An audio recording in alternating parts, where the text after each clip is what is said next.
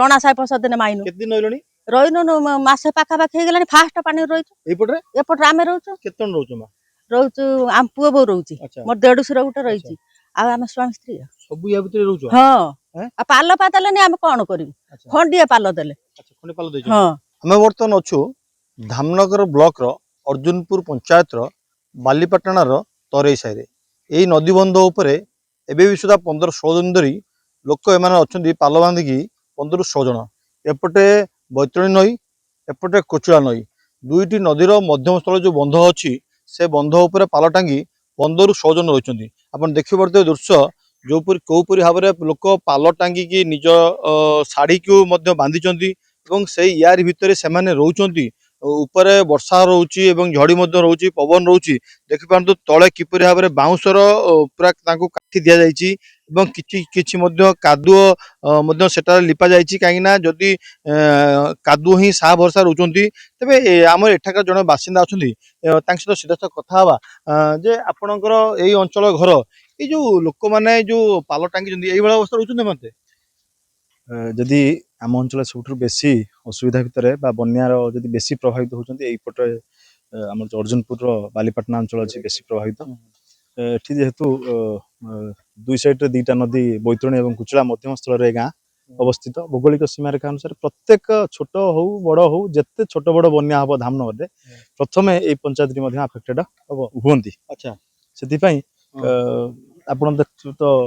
पूरा सामने देखुं माने पाखापाखि 15 दिन रु ऊर्ध हम ये अवस्था अच्छा आम पचारू लोक नई पानी पीछे हाँ पानीय जल सब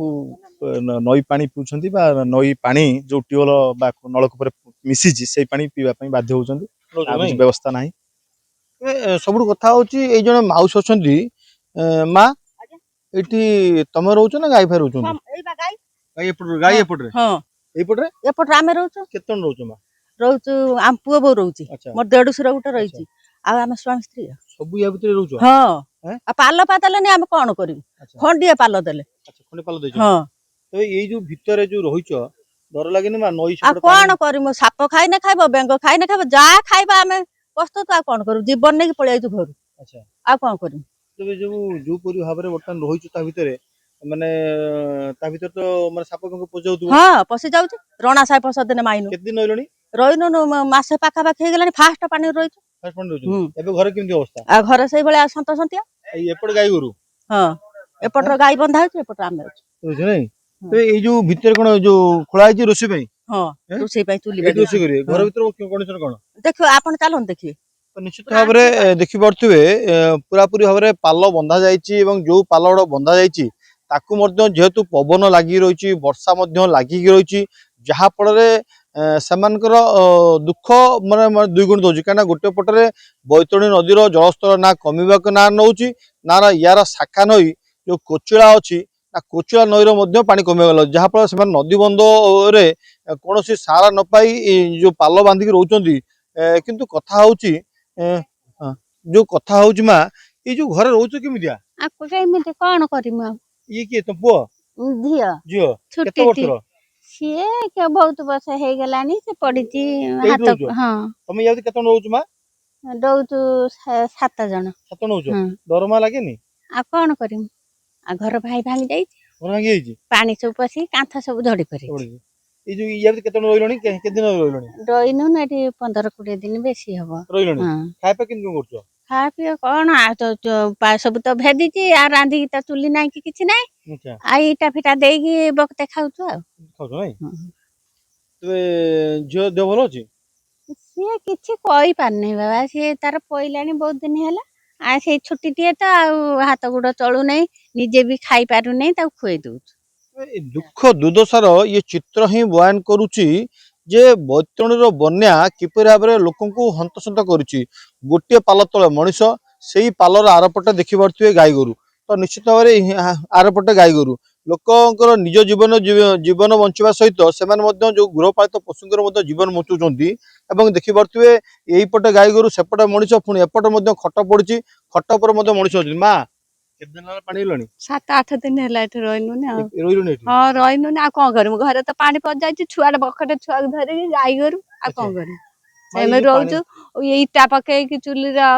ରୋଷେଇ କରି ଖାଉଛୁ। ଏ ବର୍ଷା ତ ତୁହାକୁ ତ ଲାଗି ଆଉ ରହିଛି। ବରଷା ହେଲେ କଣ କରିବୁ ଆଉ ସେଠି ତ ପାଣି ଏଫାକରେ ପାଣି ଆଉ ଯାହା ହୁଏ ପାଲ ତଳେ ଗୋରୁ ଟିକେ ରଖୁଛୁ ଏଇଠୁ ରହୁଛୁ ଖିଆ ଛୁଆଟା। ପିଆ କେମିତି କଣ କରୁଛ? ଆଉ ସେଇପା ଶୁଖିଲା ଖାଦ୍ୟ ଟିକେ ଚୁଡାମୁଡି ଆଣିକି ଖାଉଛୁ। ଏଇ ଯେ ବରଷା ଛାଡିଗଲା ଆଡୁ ଟିକେ ଇଟା ବିଛେଇ ଦେଇକି ଚୁଲି କରି ରୋଷେଇ କରି ଖାଉଛୁ। ବୁଝିପାରିଲ ନାଇଁ? ହଁ ଆଉ ତ କଣ ନିଶ୍ଚିତ ଭାବରେ ଦେଖିପାରୁଥିବେ ଏଇ ଯୋଉ ନଈ ବନ୍ଧ ଉପରେ ଅନେକ ପରିବାର ମାନେ ପାଖାପାଖି 15ରୁ ଅଧିକ ପରିବାର ରହୁଛନ୍ତି। ଗୋଟେ ଯୋଉ ପାଲ ତଳେ ମଣିଷ ସେଇ ପାଲ ତଳେ ମାନେ ମଧ୍ୟ ଗୃହପାଳିତ ପଶୁ ରହୁଛନ୍ତି। ପାଣି ଛାଡୁଛି ପୁଣି ଯେତେବେଳେ ପାଣି ବଢି ଯାଉଛି ପୁନର୍ବାର ସେମାନେ ଏଇ ପାଲକୁ ପଳାଉଛନ୍ତି। ଘରର ଯୋଉ ସ୍ଥିତି ରହିଛି ଯଦି ଦେଖିପାରୁଥିବେ ମୋ ଗାଁର ସ୍ଥିତି ଦେଖେଇବି ଯୋଉପରି ଭାବରେ ପୁରାପୁରି ଗାଁରେ ଦେଖିପାରୁଥିବେ କୋଉ ଭଳିଆ ସ୍ଥିତି ସମସ୍ତଙ୍କ ଘରେ ପାଖାପାଖି ନଈଗଲାଣି ଏବଂ ପୁରା ନଈଗଲାଣି ଏବଂ ପାଣି ଯେହେତୁ ଏଇ ଜାଗାରେ 4ରୁ 5 ଫୁଟର ବନ୍ୟା ଜଳ ଆସିଥିଲା ଲୋକମାନେ ମଧ୍ୟ ସମ୍ପୂର୍ଣ୍ଣ ଭାବରେ ଭୟଭୀତ ଥିଲେ। ମା ଏ ଘର ଭିତରୁ କେତେ ପାଣି ହେଇଥିଲା? କମର ନେଖା ପାଣି କମନ ପାଣି ଛୁଆମାନେ କେମିତି ରହିଲ କମର ଭିତରେ ଏଇ ବନ୍ଧକରୁ ପଳେଇ ଆସିଥିଲି। ବନ୍ଧରୁ ଆସିଥିଲ କେତେ ଦିନ ବନ୍ଧ ଉପରେ ଅଛ ମା? ରହିନୁ ନା ଆଗ ପାଣିରୁ ପାଣି ଛାଡି ଯାଉଛି ଘରକୁ ଯାଉଛୁ ପୁଣି ପାଣି ହେଲାକୁ ପଳେଇ ଆସୁଛୁ। ମା ତମେ ଯୋଉ ତମର ଜୀବନ ଏଇଭଳିଆ ବନ୍ୟା କେବେ ଦେଖିଥିଲ ମା? ନା ହେଁ? ନା ଏଇଟା ବହୁତ ବଡ ବନ୍ୟା। ହଁ ଏଇ ଯୋଉ ଉପରେ ରହୁଛ ମା ବର୍ଷା ତ ହଉଥିବ ପାଲ କଣା ଅଛି ଆଇ ଗୋଟେ ପାଲ ଦଉଛନ୍ତି ସେ ହଉଛି ନା ବର୍ଷା କଣାରେ ରହୁଛ ଏଇଥିରେ। ରହୁଛୁ ଏଠି ଏ ପବନ ଫବନ ହେଲେ ଆଉ ବସୁଛୁ ଉଠିକି ଆଉ କଣ କରିବୁ ମା। ଛୋଟ ଛୋଟ ଭିତରେ ରହୁଛୁ ହଁ ଏଇ ବା ଛୋଟ ଛୁଆଟେ ହେଇ ତା ଭିତରେ ରହୁଛୁ ନାଇଁ? ୟା ଭିତରେ ରହୁଛୁ। ତ ନିଶ୍ଚିତ ଭାବରେ ଇଏ ହଉଛି ବୈତରଣୀ ନଦୀର ଯୋଉ ବିଭୀଷିକାର ବନ୍ୟା ବିଭୀଷିକାର ଚିତ୍ର ହିଁ ବୟାନ କରୁଛି ଗାଁ ସ୍ଥିତି। ଆପଣ ଦେଖନ୍ତୁ ଗାଁର ସ୍ଥିତି ଯୋଉ ପ୍ରକାର କଚ୍ଚା ଘର ଗୁଡିକ ରହିଛି ସେ କଚ୍ଚା ଘର ଗୁଡିକ ପାଣିରେ ବତୁରି ବତୁରି ତଳେ ପର୍ଯ୍ୟନ୍ତ ନଷ୍ଟ ହେଇଗଲାଣି ଏବଂ ଯୋଉମାନେ ତରବରିଆ ଭାବରେ ବନ୍ଧ ପଡୁଛନ୍ତି କିନ୍ତୁ ବର୍ଷା ବନ୍ୟାର ଲୁଚକାଳି ଖେଳ ମଧ୍ୟରେ ସେମାନେ ମଧ୍ୟ ନିଜ ନିଜର ଜୀବନ ଜୀବିକାକୁ ମଧ୍ୟ ପଛରେ ପକେଇଛନ୍ତି। ଦେଖିପାରୁଥିବେ ସମସ୍ତଙ୍କ ମନରେ କୋହ କିନ୍ତୁ କରିବେ କଣ? ଶେଷରେ କେବଳ ଏଇ ବନ୍ଧ ହିଁ ସେମାନଙ୍କ ପାଇଁ ସାହା ଭରସା ଏବଂ ଯେହେତୁ ପ୍ରାକୃତିକ ବିପର୍ଯ୍ୟୟ ଲାଗି ରହିଛି ତ ସେଥିରୁ ମଧ୍ୟ କେବେ ସେମାନେ ମୁକ୍ତି ପାଇବେ ତାହାକୁ ନେଇ ସେମାନଙ୍କ ଚିନ୍ତା ବଢିଲାଣି। ଭଦ୍ରକ ଧାମନଗରରୁ ପାର୍ଥ ସାରଥୀ ନାୟକ।